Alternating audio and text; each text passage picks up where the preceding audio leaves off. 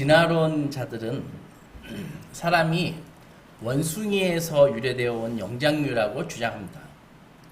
그러나 사람은 그나마 동물 중에서 뛰어나다고 얘기하고 있는 게 뭐 침팬치, 원숭이 이런 건데 걔네들하고는 정말 많이 다릅니다.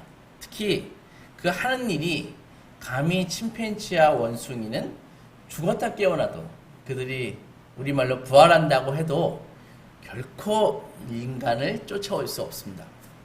오히려 침팬치와 원숭이는 보면은 그냥 사자나 물고기와 더 비슷합니다. 그냥 먹고 짝짓고 사냥하고 그리고 그냥 간단하게 자연 지물을 이용해서 집 정도 짓는 정도입니다. 사실 아무리 영장류라 할지라도 동물들은 하나님의 형상대로 지음받은 인간과 비교한다는 것 자체가 어불성설이죠. 하나님의 형상대로 지음받은 우리 인간은 정말 다양한 일을 합니다. 인간은 동물들도 하는 그런 먹고 배설하고 짝을 짓는 그런 것만 해서는 결코 만족하지 않습니다. 100층이 넘는 빌딩을 세우고요. 우주선을 만들어 인공위성을 쏘아 올립니다. 컴퓨터를 만들고 스포츠를 즐깁니다. 음악과 미술 같은 예술 활동을 하면서 또 즐기기도 합니다. 식량을 대량 생산해가지고 굶주림을 해결하기도 하고요. 장거리 여행을 해서 지구 반대편에 살고 있는 사람과도 교류를 합니다. 이렇게 수많은 일들을 하는데 그 수많은 일들 중에서 최고의 일이 무엇일까요? 사람마다 다르다고 생각할 수 있을까요? 여러분에 있어서 최고의 일은 무엇입니까? 의사는 진료를 하는 것이 최고의 일일까요? 피아니스트는 피아노를 멋지게 연주하는 것이 최고의 일일까요? 축구선수는 골을 넣는 것이 최고의 일일까요? 그러나 그렇지 않다는 것입니다. 직업에 이렇게 귀천이 있다는 그런 말이 아니라 결국 우리는 앞으로 말씀드릴 이 한 가지 일을 말씀드릴 건데 그 한 가지 일을 하기 위해서 각자 다른 일을 하는 것이라고요. 그러니까 우리가 비즈니스를 하면은 비즈니스를 하는 것이 목적이 아니라 한 가지 일을 하기 위해서 비즈니스를 한다는 것이죠. 학생이 공부를 합니다. 공부하는 이유는 공부를 잘하기 위해서 공부를 하는 것이 아니라 한 가지 일을 하기 위해서 공부를 한다는 것입니다. 그러면은 방금 앞으로 말씀드릴 모든 사람에게 있어서 최고의 일이 무엇일까요? 그 질문에 대해 저의 생각이 중요한 것이 아니라 설교자로서 성경은 그 질문에 대해서 뭐라고 얘기하고 있냐? 그것을 말씀드리면 성경은 우리가 하는 최고의 일은 단연 사랑하는 일이라고 얘기하고 있습니다. 그러니까 우리가 어떤 직업을 가지고 어떤 놀이를 하고 어떻게 봉사를 하고 온 힘을 다해 모든 능력을 최대한 발휘해서 창조의 목적을 행하는 일이 바로 사랑하는 일이라는 것이죠. 우리가 설령 올림픽에 나가서 금메달을 따건 천재적인 감각으로 예술 세계를 개척해서 전 세계를 막 감동시키건 그리고 지금 코로나가 얼마나 기승입니까? 모든 변종을 다 치료할 수 있는 백신을 개발하건 그렇다고 쳐도 만약에 사랑하지 않는다면 우리 영혼은 절대로 만족할 수 없다는 것입니다. 아무리 인성이 좋고 책임감이 강하고 문제를 일으키지 않고 돈을 엄청나게 벌고 존경을 받는다 할지라도 만약에 사랑하지 않는다면 우리는 실패한 인생이라는 것이죠. 그래서 사랑하지 않는 삶은 그것이 아무리 화려해도 훌륭해 보여도 빈 껍데기에 불과하다는 것입니다. 이것은 기독교만 이렇게 말하는 것이 아니라 거의 모든 사람이 이렇게 생각을 합니다. 사랑은 그래서 우리가 하는 최고의 일입니다. 사랑을 해도 되고 하지 않아도 되고 컨디션 좋으면 하고 컨디션 나쁘면 안 하고 기분 좋으면 하고 기분 나쁘면 안 하고 이런 선택사항이 아니라 인간의 우리 안에 있는 그 정서와 양심이 사랑하는 것이 마땅하다. 이렇게 그렇게 여기도록 창조주 하나님께서 우리 마음에 세팅을 해 놓으셨다고요. 따라서 인간답게 사는 방법은 사랑하는 것입니다. 사랑을 해야지 인간답게 살 수 있는 것입니다. 그러면 모든 사람이 사랑하는 것이 최고의 일이다. 이렇게 그런 생각을 갖고 있는데 우리는 왜 더욱 사랑하지 않죠? 왜 사랑하는 것이 이렇게 어렵죠? 왜 우리는 사랑하는 삶에 집중하지 못하고 자꾸 우리는 산만해지고 딴 것에 관심을 가질까요? 이것이 사도 요한이 오늘 초대교회 성도들과 우리 설교를 듣고 있는 우리들에게 던지는 질문입니다. 사랑이 최고의 일이라는 것을 알면서도 왜 우리는 사랑하는 일을 이렇게 못할까? 그것을 묻고 있다고요. 사도 요한은 1세기 오늘날 티르키예가 혹시 어딘 줄 아세요?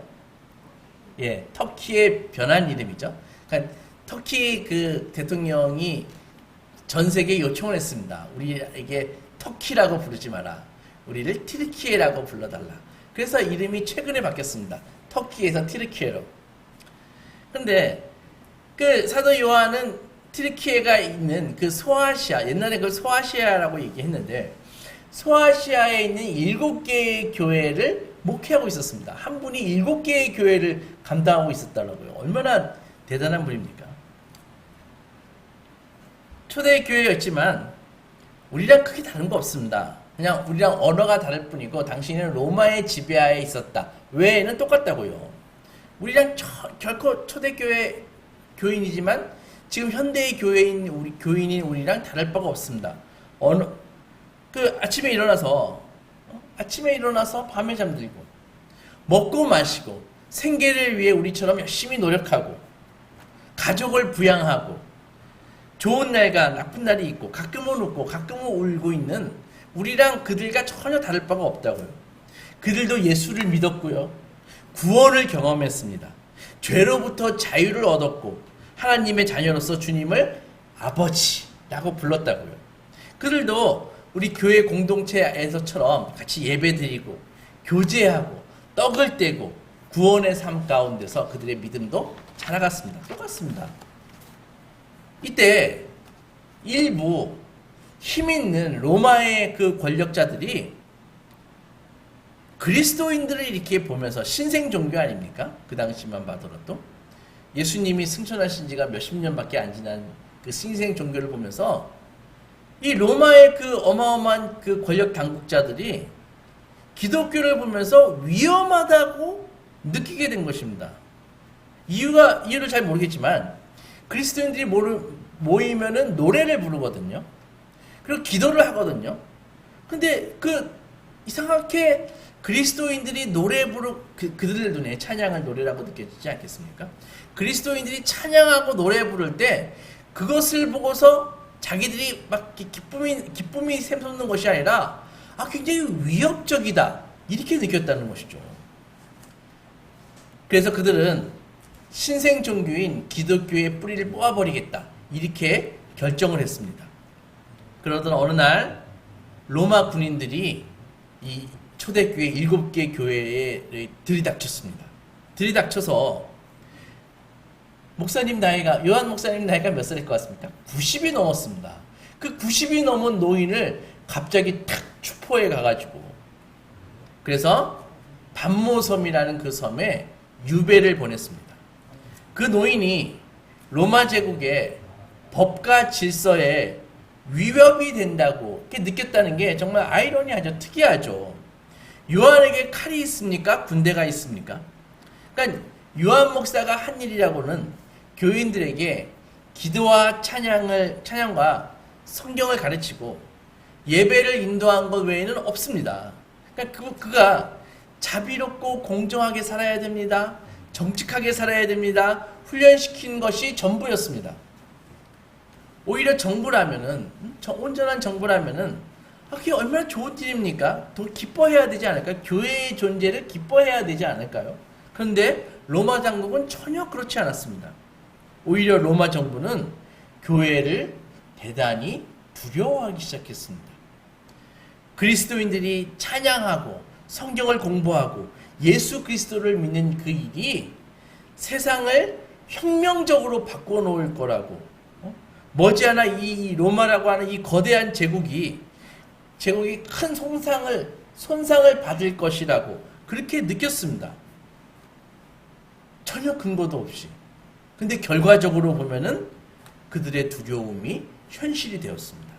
로마 당국은 그래서 교회가 약해지기를 원했고 사라지기를 원했습니다. 그래서 교회의 목회자인 사도 요한을 체포해서 12사도 중에 유일하게 남아있는, 당시의 기준으로 너무 오래 사셔서 다 돌아가셨는데, 다 순교했는데 유일하게 남아있는 저 요한만 제거할 수만 있다면은 교회를 없앨 수 있을 거야. 이런 생각을 로마 당국이 했다고요. 그래가지고 그 90이 넘은 노인을 잡아다가 저 멀리 반모섬에다가 채석장이 있는 이단의 신전을 건축하기 위해서 우리 사진이나 영상을 보면은 그리스 지역에 어마어마하게 거대한 신전들이 있잖아요. 거기 다 돌로 짓지 않습니까? 그 돌을 캐는 채석장이 있는 반모섬에다가 거기로 유배시켰다고요. 그 노인한테 채석일을 시키면서. 반모섬으로 유배된 요한은 기도와 묵상 중에 예수를 만났습니다. 주님께서 내려오셨습니다. 주님께서는 이 광포한 세상의 한복판에서 주님을 바라보니까 거기서 사랑과 구원의 일을 하고 계셨습니다. 그래서 주님께서 환상을 보여주셨는데, 그 환상은 여러분들 꿈을 꾸시죠. 그 꿈이 생생해서 글로 적은 적이 몇 번이나 있습니까? 대부분 꿈이라는 것은 그냥 잠깐 기억나다가 없어져 버립니다. 근데 그 환상은, 주님께서 그 환상 중에 주신 그 계시는 너무도 생생해서 요한이 바로 붓을 들어가지고 딱 기록할 수 있었다고요. 자기가 보고 들은 그 내용을 두루마리에 파피루스 양피지에다가 기록해서 소아시아 교회들에게 은밀히 그것을 보냈습니다. 로마 당국의 박해가 극심해지니까는 교회는 카타콤으로 숨어들었습니다. 카타콤 알아요? 카타콤 지금도 있어요. 마치 개미집처럼 지하에다가 막 미로처럼 만들어 놓은 그런 거주시설이었습니다. 카타콤을 파가지고 거기서 숨어들었고 지하로 숨어들었고 은밀하게 집회를 했습니다. 예배를 드리면서 집회 동안에 이 요한 사도께서 보내주신 그 두루마리 양피지를 읽는 것이죠. 소리내어서.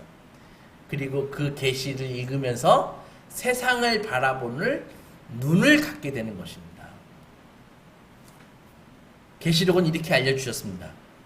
로마가 세상을 움직이는 것 같은가? 그렇지 않다. 그리스도께서 세상을 움직이신다. 로마 황제가 세상을 통치하는 것처럼 보이는가? 그렇지 않다. 우리의 예배와 찬양을 받으시는 그리스도께서 통치하신다. 한 회중이 두루마리를 읽고 나서 다음 회중에게 몰래 전해주고, 그렇게 해서 7개 교회의 모든 성도들이 그것을 읽었습니다. 그리고 몇몇의 성도들은 그 두루마리를 더 읽고 싶고 많은 사람에게 전파하고 싶어서 그걸 보고 그대로 카피를 했습니다. 그것들이 성경 사본이고 그 사본의 양이 어마어마합니다. 몇만 개나 됩니다.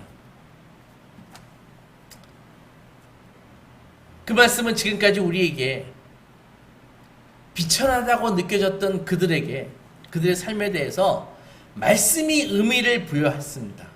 그들은 그의 삶이 소중하다고 느끼기 시작했습니다. 여러분, 이것이 정말 우리 시대에 필요한 것이 아닐까요? 우리 시대가 어떤 시대입니까? 하나님을 거부하고 말씀이 없으니까 어떻습니까? 세상에서 실패하면은 자기의 존재가 사소해버리는 것입니다. 하찮게 여겨지는 것입니다. 그냥 나는 극단적인 선택을 해서 그냥 없어져 버려도 아무 문제가 없는 그렇게 하찮은 존재로 여기게 되는 것입니다. 그러나 당시에 하나님의 말씀, 그 유배지에 있는 90이 넘은 그 사도가 준 말씀을 읽은 그 성도들은 그 말씀을 읽을 때마다 로마의 가장 밑바닥에 노예와 다름없던 그들의 삶에 있어서 그들의 삶이 의미가 있다고 느껴졌습니다. 그들의 삶이 소중함을 느꼈습니다. 말씀이 들어가니까 자기 삶에 대해서 의미가 생기는 것이죠. 그들이 하는 모든 일이 사소한 일이 아니라 세상을 구원하시는 예수의 일에 동참하는 일이구나 라는 그런 의식이 생겼습니다. 깨달음이 생겼습니다. 그래서 그들이 어떻게 변했습니까? 비록 노예와 같이 밑바닥이고 핍박받는 세력이었지만 그들은 견실해졌습니다. 유쾌해졌습니다. 담대해졌습니다. 여러분 이해갑니까? 노예가 유쾌해요? 전혀 맞지 않죠. 그죠? 오늘날 우리의 그 얼굴에, 우리의 그 표정에 기쁨 없는 그 표정, 왜 그렇습니까? 의미가 없으니까. 의미를 발견하기 어려우니까. 하지만 하나님의 말씀은, 그 계시는, 그 요한의 계시는 그들에게 의미를 주고 깨달음을 주고 소중함을 주었기에 비록 노예와 다를 바가 없었지만 견실해졌고 유쾌해졌고 담대해졌다는 것이죠. 박해가 오히려 그들의 신앙을 더 살아있게 했고 핍박으로 인해 그리스도인들은 오히려 그들이 바른 곳에 서 있음을 확신하게 되었습니다. 아, 내가 핍박받는다? 아, 그래, 내가 옳은 길로 가고 있구나. 그렇게 알게 되는 것이죠. 핍박을 받는다는 것은 자기 믿음을 지키고 있다는 것입니다. 교회의 구성원은 아까도 말씀드렸지만 로마 그 계급사에서 제일 밑바닥에 속하는 사람들이었습니다. 그래서 그들이 기도하고 찬양한다고 해서 로마가 동요했다고 하는데, 그러니까 이 예수를 주로 고백한다는 것이 얼마나 강력하다는 것을 알 수 있었죠. 사도 요한은 세상에 비치신 그리스도께서 우리와 함께 계신다고 알려주었습니다. 예수의 빛이 우리에게 비치면 우리가 어떤 존재인지 알 수 있는 것이죠. 그래서 여러분들, 우리가 성도들 할지라도 내 자신이 자꾸 비천해 보이게 할 땐, 비천하게 느껴질 때는 예수의 빛을 쏘이십시오. 예수의 빛을 쏘인다는 것이 무엇입니까? 우리는 예수님을 어떻게 만납니까? 말씀으로 만나는 것이죠. 기도로 만나는 것이죠. 그래서 말씀과 기도를 통해서 예수의 빛이 나에게 쏘여지면은 나는 내가 어떤 존재인지 다시 깨닫게 되는 것이죠. 그 빛은 우리 삶의 모든 어두운 자리들을 샅샅이 살피고 훤히 드러냅니다. 일단. 그리고 주님의 빛은 우리의 상태를 점검한다는 것이죠. 그러나 진단으로 그치는 것이 아니라 주님의 빛 자체가 치유함이 있습니다. 치유의 임재가 됩니다. 각 사람마다 약이 처방되고요. 주님의 빛이 비칠 때 우리 안에 있는 어둠은 사라지기 시작합니다. 요한복음 1장에서 이런 말씀이 있다는 거 기억하십니까? 빛이 어두움에 비치되 어둠이 빛을 이기지 못하더라. 한글 성경에는 빛이 어둠에 비치되 어둠이 빛을 깨닫지 못하더라 라고 되어 있는데, 영어 성경에 보면은 overcome, 극복하다로 되어 있습니다. 그래서 빛이 어둠에 비치되 어둠이 빛을 이기지 못하더라. 지금도 예수께서는 우리 삶을 시험하시고 우리가 어떤 사람인지 밝히 드러내시고, 그렇게 드러난 자리에서 예수께서는 우리를 치유하십니다. 우리 죄를 용서하시고 우리는 자유롭게 살아갑니다. 그래서 여러분들, 사랑하는 여러분들, 주님께서 주시는 시험을 받아들이십시오. 주님께서 주시는 시험을 받아들인다는 것은 말씀으로 우리 자신을 정직하게 비추어 본다는 것입니다. 우리가 겸손히 주님의 시험을 받아들이면 그리스도의 빛이 우리 삶을 샅샅들이 몇몇이 살피고 우리의 실패를 드러내고 우리의 썩은 부분을 드러내고 우리의 병을 치유하십니다. 우리를 다루실 때 주님은 먼저 예수의 성품을 우리에게 보여주십니다. 그 다음 그리스도인들을 그 성품과 비교해서 점검하시고 그 과정에서 우리의 강점과 약점이 드러나고 돌이키라 라는 명령이 내려집니다. 4절 보십시오. 그러나 너를 책망할 것이 있나니 너의 처음 사랑을 버렸느니라. 그러므로 어디서 떨어졌는지를 생각하고 회개하여 처음 행위를 가지라. 성경을 계속 읽다 보면 에베소 교인들이 정말 뛰어난 분들이었다는 걸 알 수 있습니다. 그들은 아주 열심히 일했습니다. 쉽게 포기하지 않았고요. 끊임없는 그 박해에도 흔들리지 않았습니다. 그들은 어려운 가운데서도 꾸준히 국률과 자비를 베풀었습니다. 위험한 상황에서도 매주일 모여서 예배하기를 잊지 않았습니다. 또한 그들은 이 에베소 교인의 특징이 교리를 잘 분별했습니다. 니골라당이라는 사람들이 교회 안에 들어와서 그리스도를 향한 그 교인들의 헌신을 막 뒤엎으려고 했는데, 여러분들 니골라당이라는 그런 사람들은요, 그들이 주장하는 것은 단순합니다. 그리스도를 믿기만 하면, 예수를 사랑하기만 하면은 무슨 일을 해도, 설령 그것이 비도덕적인 것이라고 해도 문제없다. 자유롭게 할 수 있다. 왜? 예수가 자유를 주었으니까. 이런 주장을 했습니다. 그러니까 예수만 믿으면 우리가 자유롭게 되기 때문에 무슨 일인든 할 수 있다 라고 그렇게 가르쳤습니다. 당시 이 논리는 사람들에게 아주 인기가 있었습니다. 매력적으로 들렸습니다. 왜? 많은 제대로 살지 못하는 사람들이 그 사람들에게 자기의 그 잘못된 행위에 대해서 자유함을 주거든요. 에베소 도시 자체가 로마 제국에서 가장 상업이 발달한 그런 라스베가스 같은 그런 도시입니다. 그래서 거기에는 미와 성의 여신인, 섹스의 여신인 알테미스가 거기 거대한 상이 있었다고요. 그러나 에베소 교인들은 그 매력적인 그 니골라당의 교리에 속아 넘어가지 않았습니다. 그들은 박해와 역경을 견디는 동안에도 진리를 파괴하는 그런 이단들을 아주 용서하지 않았습니다. 에베소 교인들은 단결했고요, 이단으로부터 교회를 지켜냈습니다. 예수께서는 그러한 모습을 칭찬하셨습니다. 그들의 장점을 잘 아셨고 인정해 주셨습니다. 그러나 주님은 다른 면을 보셨습니다.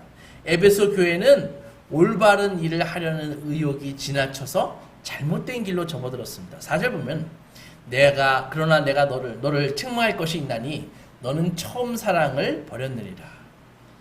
교회의 시작점이 어디입니까? 사랑입니다. 사랑은 우리 믿음의 시작점입니다. 즉 하나님이 사랑이시잖아요. 그러니까 우리의 믿음의 근원이 하나님이시기 때문에, 사랑이신 하나님이기 때문에 사랑은 우리 믿음의 근원이라고요. 시작점입니다. 하나님의 사랑은 우리의 생명의 시작 아닙니까?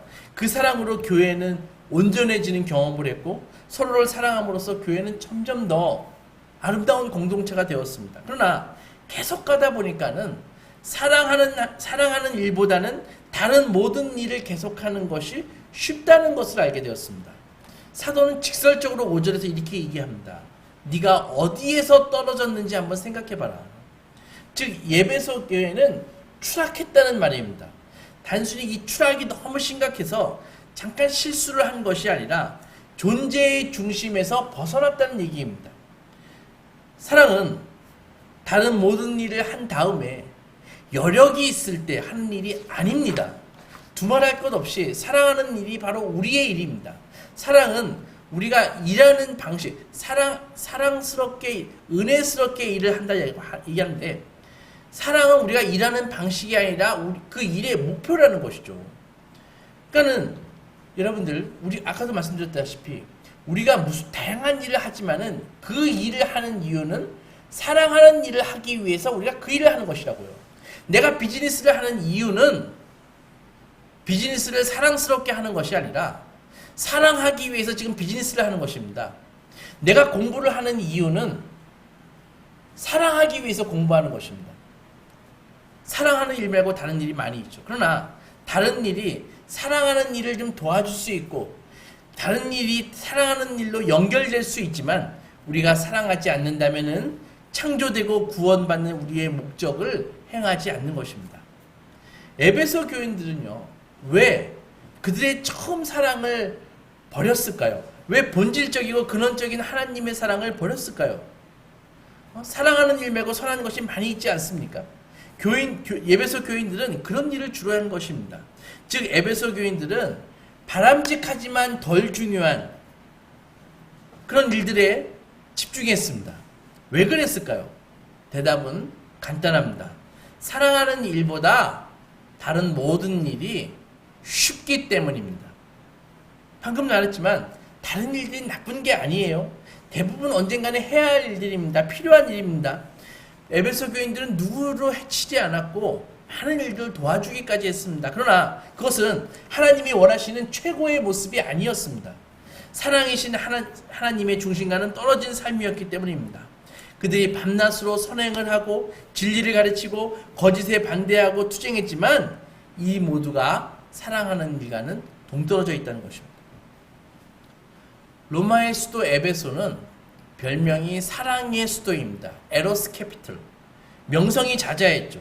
다산을 약속하는 알테미스, 그 거대한 신전이 거기에 있었다고 말씀드렸지 않습니까? 수많은 그 동상 보면은 가슴이 여러 개예요. 수많은 가슴을 가진 이 여신은 여행객들의 그 호기심을 끌어들였고 사랑에 목마른 돈 좀 있는 그런 여행객들의 돈과 헌신을 다 빨아들였습니다. 그러나 그것은 사랑이 아니라 정욕이었죠. 알테미스를 숭배하는 종교를 가장한 그 섹스 산업은 에베소 지역의 최대의 비즈니스였습니다. 그러나 이 도시는 그런 사랑만 있는 것이 아니라 진짜 사랑을 알고 있는 사람들이 있었습니다. 어떤 사랑? 주는 사랑, 수용하는 사랑, 희생하는 사랑, 구속적인 사랑, 약속을 지키는 사랑, 받는 것이 아니라 주기 위한 사랑, 주기에 쓰는 사랑, 사람을 황폐하고 철하게 만드는 것이 아니라 채우고 풍요롭게 만드는 사람, 일상의 모든 일에서 탁월함과 열정과 온전함을 추구하는 사람. 하지만 에베소의 이 그리스도인들은 그 아름다운 사랑을 조금 추구하다가 중간에서 포기하고 말았습니다. 사랑이 너무 버거웠기 때문입니다. 어떻게 사랑할 수 있어요? 자기 자신을, 자기 자아를 줘야지 포기할 수 있죠. 자기의 그 것을 내려놔야지 사랑할 수 있죠. 자기의 존재를 그리스도 안에 두어야지 사랑할 수 있는 것입니다. 제대로. 그들은 이것을 버겁게 여겼고 힘들게 여겼습니다. 힘드니까 사랑을 포기하는 것이 그렇게 나쁜 것처럼 여겨지지는 않았습니다. 일단 교회에 할 일이 많잖아요. 도덕적인 삶도 살아야 되고 악한 도시에 맞서 싸워야 되고 이단도 극복해야 되고 그렇게 정신없이 살다가 에베소 교회에게 어느 날 사도의 편지가 날아들었습니다. 너희가 많은 수고를 하고 있는 것을 나는 알고 있다. 그러나 너희에게 나무랄 것이 있다. 너희는 중도에서 포기한 자들이다. 너희는 처음 사랑을 버렸다. 내게 필요한 것은 사랑하는 사람들이다. 그리스도를 사랑하는 사람들, 그리스도의 사랑을 받고 이웃을 사랑하고 이웃의 사랑을 받을 사람들이 내게는 필요하다. 라고 하는 사도의 편지를 받았습니다. 사도 바울은 에베소 교회와 비슷한 문제를 갖고 있는 고린도 교회에게 이렇게 편지를 썼습니다. 내가 사람의 방언과 천사의 말을 할지라도 사랑이 없으면 소리라는 구리와 울리는 꽹과리가 되고 내가 예언하는 능력이 있어 모든 비밀과 모든 지식을 알고 또 산을 옮길 만한 믿음이 있을지라도 사랑이 없으면 내게 아무것도 아니요 내가 내게 있는 모든 것으로 구제하고 또 내 몸을 불사르게 내어줄지라도 사랑이 없으면 내게 아무 유익이 없느니라. 이렇게 편지했습니다. 사랑하는 소망교회 성도 여러분, 고린도 교회와 에베소 교회는 오늘 사랑을 잃어버린 우리의 모습을 그대로 보여주고 있습니다. 이미 사랑에서 떨어져서 방향을 잃고 그냥 바쁘게 살면서 여기저기 좌충우돌하고 있는 우리에게 주님은 처방을 주십니다. 5절에서 그러므로 너희가 어디에서 떨어졌는지를 생각하고 회개하고 처음 행위를 가져라. 주님은 우리에게 처음 사랑을 생각해내고 회개하고 다시 처음에 하던 일을 돌아가라고 말씀하십니다. 회개가 무엇입니까? 처음 진리로 돌아가겠다고 결심하는 것이 회개입니다. 주님은 긴급하게 촉구하십니다. 귀에 있는 자는 성령이 교회들에게 하시는 말씀을 들을지어다. 이기는 그에게 내가 하나님의 낙원에 있는 생명나무의 열매를 주워 먹게 하겠다. 어떻습니까? 이 말씀에 주님이 굉장히 절박함에 느껴지지 않습니까? 사랑이 얼마나 절박하면 이 땅에 얼마나 사랑이 메말랐으면 이 땅에 돈이 메말른 것이 아니라 사랑이 메말랐으면 주님은 교회로 하여금 니들이 사랑을 좀 공급해라. 너희의 근원이 사랑이신 하나님 아닌가? 촉구하고 계십니다. 동시에 우리에게 놀라운 약속도 주셨습니다. 사랑을 공급하는 일에 이긴 성도에게 생명나무의 과실을 먹게 하겠다고 말씀하셨습니다. 생명나무의 실과가 무엇입니까? 우리의 궁극적인 그 결핍, 지금 결핍 때문에 밤낮으로 이렇게 애쓰고 힘쓰는 그 모든 결핍들, 그 결핍에 대한 완전한 채움을 의미하는 것이 생명나무의 실과라고요. 그것이 영생이고 영원한 갈증을 해결하는 샘물이고 영원한 만족을 주는 주님의 몸이신 떡입니다. 생명의 떡입니다.